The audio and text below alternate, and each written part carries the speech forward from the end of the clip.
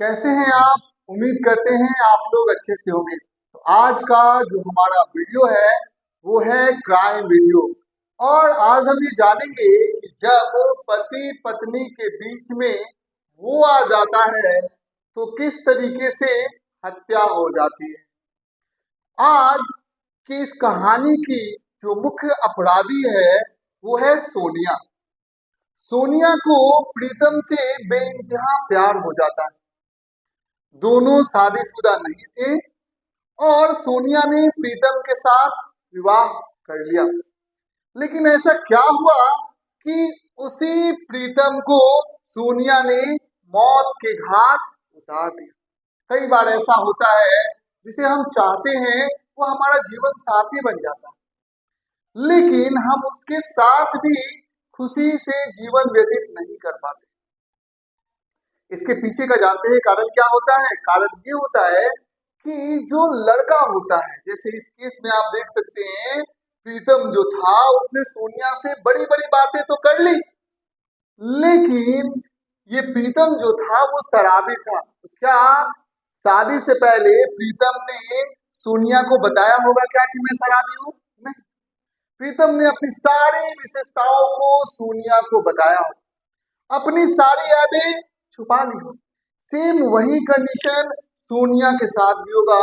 सोनिया ने अपनी सारी विशेषताओं को प्रीतम को बताया होगा और अपनी सारी यादों को छुपा लिया होगा। अब प्रीतम को लग रहा होगा कि अरे सोनिया जैसी कोई दूसरी बीवी नहीं हो सकती है, और सोनिया को लग रहा है प्रीतम जैसा कोई दूसरा पति नहीं हो सकता।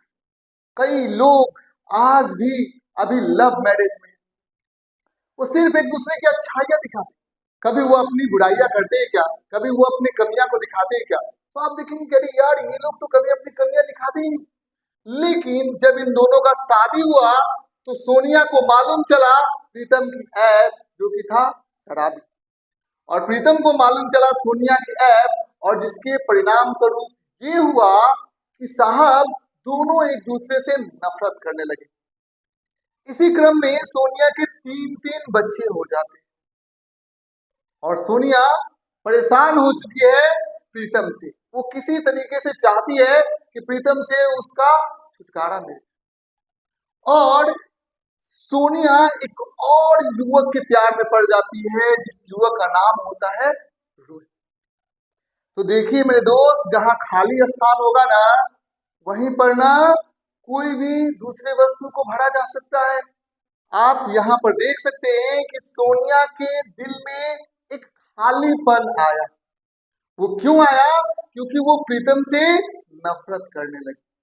अब जब खालीपन था तब इस खालीपन का फायदा रोहित ने उठाया और वो सोनिया की जिंदगी में आ गया। रोहित भी एक क्रिमिनल माइंडेड था। देखिए, जो लड़कियां शादी से पहले अपने माँ बाप का नहीं होती है वो शादी के बाद अपने पति का भी कैसे हो सकती है भला? सोनिया ने अपने माँ बाप के पीठ के ऊपर छुरा घोंपकर प्रीतम से शादी किया था, और कुछ ही दिनों बाद प्रीतम से भी ये उग गई और किसके बाहों में चली गई? रोहित के बाहों में चली। तो मैं यही कहना चाहता हूँ कि जो लोग गलत लोग होते हैं ना, जिनका स्वभाव गलत लोग होता है, वो सुख की चाह में कुछ भी कर सकते हैं। जिस सोनिया ने सुख की चाह में अपने माता पिता के पीठ के ऊपर छुरा घोंपकर प्रीतम का हाथ थामा था, वही सुख अब सोनिया को रोहित में दिख रहा था कि अरे प्रीतम नहीं, वो सुख मुझे रोहित दे सकता था। और आप इत्तेफाक से देख लीजिएगा, रोहित भी क्रिमिनल माइंडेड। सोनिया की पसंद केवल और केवल क्रिमिनल माइंडेड लोग ही क्यों हो रहे? एक बात मैं आपसे पूछना चाहता हूँ, ये एक व्यक्ति है और ये व्यक्ति नशा करता है। अब जाकर आप इससे पूछेंगे कि बताओ भाई तुम्हारी पहली पसंद क्या है? ये व्यक्ति बताएगा कि मेरी पहली पसंद नशा। इसका मतलब ये नहीं है कि नशा अच्छी चीजें होती हैं। इसी प्रकार से जितने भी गलत लड़कियां होती हैं, गलत औरतें होती हैं, गलत मर्द होते हैं, उनको गलत लड़कियां पसंद आती, गलत लड़के पसंद आते हैं। सोनिया को एक बार पसंद आ गया प्रीतम और दूसरी बार पसंद आ गया। अब सोनिया को तो किसी तरीके से अपने पति को रास्ते से हटाना ताकि वो रोहित के साथ गुलछड़े उड़ा सके। अब इसके लिए उसने क्या किया? वो जाती है अपने बहन के पास और बहन के देवर से बात करती है कि तुम्हें रोहित को तुम्हें प्रीतम को रास्ते से हटाना है, और यदि तुम प्रीतम को रास्ते से हटा देते हो तो मैं तुम्हें 50,000 रुपया दूंगी। और हो सकता है कि विजय जो लड़का था वो उसके बातों में आ जाता है, सोनिया के बातों में आ जाता है। उसे लगता है कि सोनिया जरूर उसे 50,000 रुपए देगी, और हो सकता है विजय को उस समय पैसे की बहुत ज्यादा जरूरत होगी। विजय ने प्रीतम को मौत के घाट उतार दिया, और सोनिया ने 1 महीने बाद पुलिस में रिपोर्ट लिखा कि भाई मेरे पति प्रीतम लापता है, गुमशुदा। पुलिस ने प्रीतम का मोबाइल नंबर लिया, और मोबाइल नंबर लेने के बाद उसे सर्विलांस पर लगा दिया। ठीक है, अब यहाँ पर क्योंकि देखो साहब, ये सोनिया एक गरीब परिवार से ताल्लुक रखती थी, उसने प्रीतम के मोबाइल को अपने पास रखा, और वही मोबाइल नंबर उसने पुलिस को भी दे दिया। और ये जो सोनिया थी, ये मोबाइल अपने पास भी नहीं रखी थी, उसे अपने प्रेमी रोहित को दे दिया था कि तुम इसका इस्तेमाल करो, तुम इसका यूज करो, क्योंकि तुम तो हरियाणा में रहते हो, तुम इसका इस्तेमाल करो। रोहित वो मोबाइल रखे रहा, और कई महीने बीत जाने के बाद जैसे ही रोहित ने उस मोबाइल को ऑन किया, फिर पुलिस को पता चल जाता है कि ये तो मोबाइल हरियाणा के अंदर है। देखिए मेरे दोस्त, कितने भी साथी चोर क्यों नहीं होते, वो कोई ना कोई सुराग छोड़ ही जाते हैं, कोई ना कोई गलतियां कर ही जाते हैं, और एक गलती पर्याप्त होती है सारे के सारे किए गए कुकर्मों का भंडाफोड़ करने। इसीलिए कई सारे ऐसे लोग होते हैं जो ये सोचते हैं कि वो कुकर्म करके बिल्कुल भी बच जाएंगे, तो वो बिल्कुल भी गलत है। हमें कभी भी कुकर्म नहीं करना चाहिए। यहाँ पर कुकर्म का भंडाफोड़ हो चुका था, रोहित पकड़ा गया, एक व्यक्ति पकड़ा गया, और पूरा का पूरा फिर विजय पकड़ा गया, सोनिया पकड़ी गई, सब के सब लोग पकड़े गए। जैसे हम सब्जी बनाते हैं, सब्जी में एक इंग्रेडिएंट यदि नमक की मात्रा ज्यादा हो जाएगी तो सब्जी खराब बन जाएगी कि नहीं बन जाएगी? बिल्कुल सब्जी खराब बन जाएगी। उसी तरीके से एक गलती आपके सारे किए कराया पर पानी फेर सकती है। आप मैथ के सवाल को देखिए, मैथ के सवाल में एक गलती पूरे के पूरे मैथ के सवाल को गलत आंसर की तरफ धकेल देती है। इसीलिए मैं कहना चाहता हूं कि हर एक बुराई का भंडाफोड़ होता है। अब यहाँ पर हम देखते हैं कि भाई यहाँ पर तो क्राइम हो चुका है, अब इस क्राइम से किसको क्या मिला? सबसे पहले हम लोग बात कर लेते हैं प्रीतम की। तो प्रीतम की तो हत्या, तो भाई प्रीतम की क्या गलती थी? देखिए, प्रीतम को सोनिया को छोड़ देना चाहिए, जो हमसे नफरत करती है, या किसी और के प्यार में जो पागल है, ऐसी औरतों के साथ हमें रहना नहीं चाहिए। प्रीतम ने सोचा किसी तरीके से सोनिया को मारकर पीटकर हम सोनिया को अपने पास रखेंगे, लेकिन ऐसा हो नहीं सका। सोनिया विजय को सुपारी देती है ताकि अपने ही पति की जान ले। तो मैं यही कहना चाहता हूं कि कभी भी ऐसा हो आपके जीवन में, किसी के जीवन में, तो हमें ऐसे मर्दों को, औरतों को छोड़ देना चाहिए। जाओ, तुम्हारा रास्ता अलग हुआ और मेरा रास्ता अलग। दूसरा, सोनिया की गलती देखिए, सोनिया की तो गलती बिल्कुल भी सरासर। सोनिया कभी प्रीतम से प्यार करती है, फिर वो रोहित से प्यार करती है, और वो भी रोहित क्रिमिनल माइंड।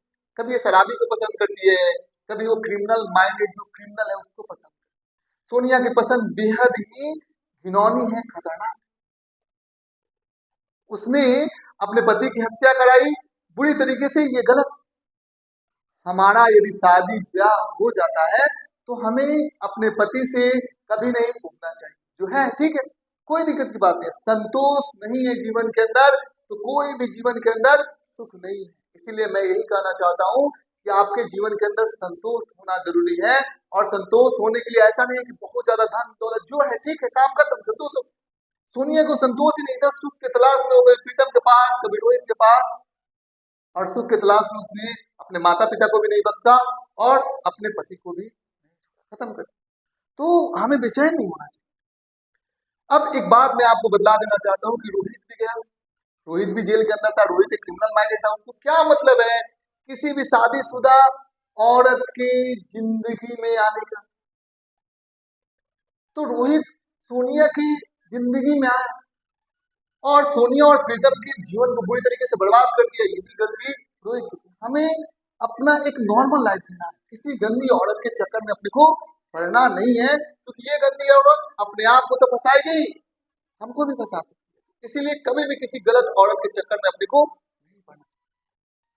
यहाँ पर देख सकते हैं सोनिया के 3 छोटे छोटे बच्चे थे, इनका भी जिंदगी बुरी तरीके से बर्बाद हो गया, तहस नहस तबाह हो गया। तो मैं आप सभी लोगों से यही कहना चाहता हूँ कि जुल्म एक व्यक्ति के दिमाग के ऊपर थी, लेकिन इसने कई परिवारों को, कई घरों को तहस नहस तबाह कर। भाई प्रीतम तो मर ही गया, विजय जो कि सोनिया के बहन का देवर था, इसको भी जेल जाना पड़ा और इसका भी परिवार बर्बाद हो गया। और उसी प्रकार से सोनिया की बहन का भी घर बर्बाद हो गया, क्योंकि देवर जेल में जाएगा तो कोई बहन को तो छोड़ेगा। तो बहन का भी घर इसने बर्बाद कर दिया, बहन के देवर का भी इसने घर बर्बाद कर दिया, अपने पति को भी मौत की घाट उतार दिया, खुद अपने जेल के अंदर है। और फिर इसके संपर्क में आया रोहित, रोहित को भी उसने जेल के सलाखों में। और इसके जो छोटे छोटे 3 बच्चे हैं, अब इन बच्चों के ऊपर पिता का साया उठ चुका, माँ का भी साया उठ चुका। कोई इन बच्चों का सहारा नहीं बनेगा। इस घिनौनी औरत ने अपने ही बच्चों को बर्बाद कर दिया, अनाथ कर दिया। इसीलिए हमें कभी किसी की हत्या नहीं करनी चाहिए। ऐसा करके हम अपने साथ साथ कईयों को बर्बाद कर देते हैं। और कभी ये नहीं सोचना चाहिए कि हम जुल्म करके बच सकते हैं, क्योंकि हर एक जुल्म का आज नहीं तो कल हिसाब होता है। That's all, thank you.